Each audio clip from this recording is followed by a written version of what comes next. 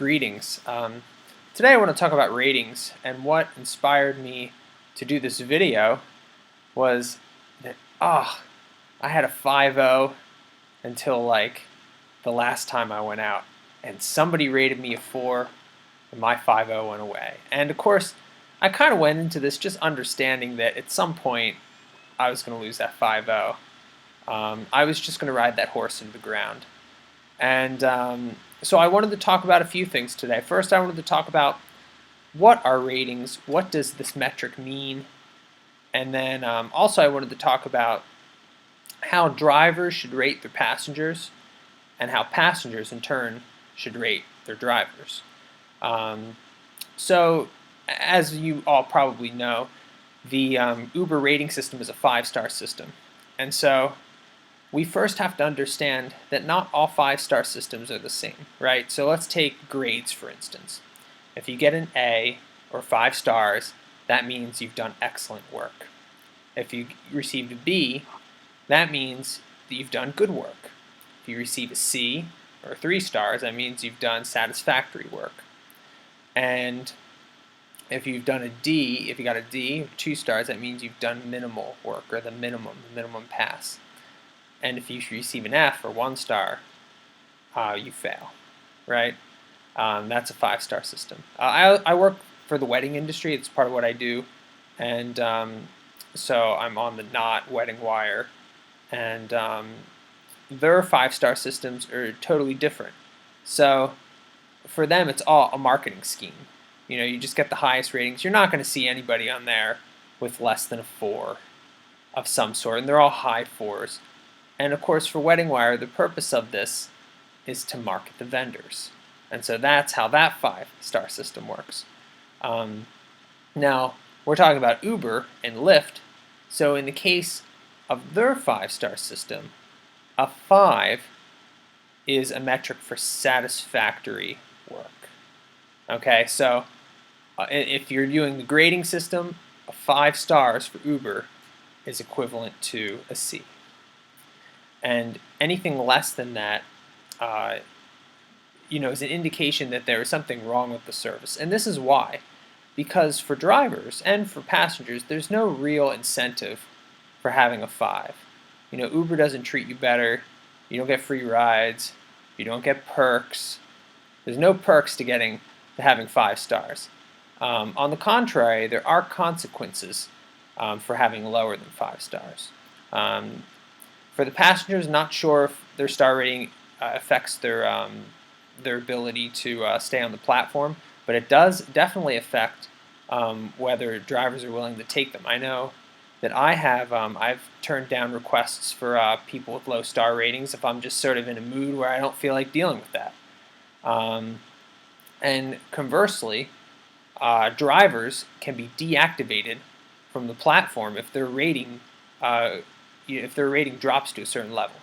And it depends, it varies from city to city. To my understanding, in Hartford and in Connecticut, that percentage is 4.6. That's a pretty high percentage. And again, going back to how a 5-star rating represents a satisfactory performance. Because a 4.6, right? A 4.6, if in the grade scale, a 4.6 is a good grade, right? It's a B+. But in the Uber platform, it can get you deactivated. Okay, so now that we have an understanding of what the rating system is, we're going to talk about how you should rate your drivers or your passengers. So the first thing we have to understand is that drivers have to rate the passengers, and they rate them directly after giving the ride. Conversely, passengers do not have to rate their drivers. And if they do, they have a number of days to do this. I'm not a rider, so I'm really not sure of the number of days.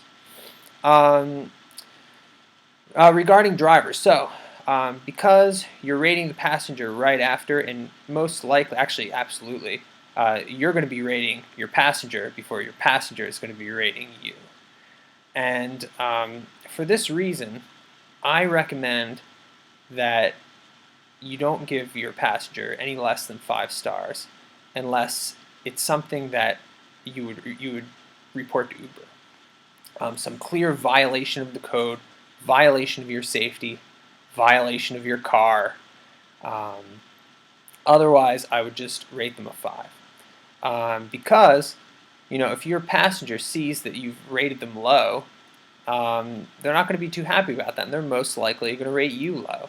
And as I spoke of earlier, these ratings are pretty important, so you don't want to risk lowering yours on account of, something petty. If you're going to give them, lower than a 5, really go for the jugular. It's got to be something. It's got to be something that that you're going to report to Uber, and go ahead and report it if that's the case. Now, whereas for passengers, a little bit different. So passengers, you guys don't actually have to, you don't have to rate. What I would do is, if your driver did satisfactory work, give them a 5. Please don't give them less than a 5 for if they weren't a good conversationalist, or if they didn't have a little cable for you to play music, or if they didn't have a breath mint for you. Come on. If they got you from point A to point B safely, give them a 5. Then I would use the 4 in the following way. If your driver seemed sincere, but maybe you felt like they needed a little bit of training, or they need a little help here, then give them a 4. And by that, what I mean is maybe they're like really nice passenger, but their car is like a mess, and they're just not maintaining their car well, and it makes you feel uncomfortable. Give them a 4. And the 4, and the other thing is also, passengers, don't give your drivers any less than a 5 unless you're going to leave a comment, because it's not really helpful to the driver if you're just going to rate them low. Then they have no idea why you gave them that rating. If you're going to rate them below a 5, then tell them why and leave a message. Your car was dirty, you ran a red light, whatever it may be. And of course, it should be something that has to do with the, with the quality of the service, and with the your safety, their safety, regarding the job. Not they were a bad conversationalist, so I gave them a 4. I mean, this is some serious stuff. Somebody can get deactivated for having a 4 rating. So you should use the 4 rating if it seems like they could use a little help or use a little training, because that's actually what happens when drivers get deactivated for this reason. They have to do some training before getting back on the platform. And then if you're going to give them anything from a 3 to a 1, I would say it should be something that you would report to Uber. Whatever that may be, something that's in violation of their driver code. And if it's a situation that makes you feel uncomfortable, or for whatever reason they didn't get you from point A to point B safely, then I would report that, and I would give them one of those ratings. And then lastly, if you really want to peg that guy who wasn't a good conversationalist, or who wasn't great and was just satisfactory, if you really want to give somebody a satisfactory rating, then just don't rate them at all. That way, you're not negatively impacting the rating, but you're also not positively impacting the rating. So guys, I hope this video was helpful. And I hope this is helpful for both riders and drivers. I hope this video gets around, and it really helps helps shape how people are rating their drivers, and conversely how drivers are rating the passengers.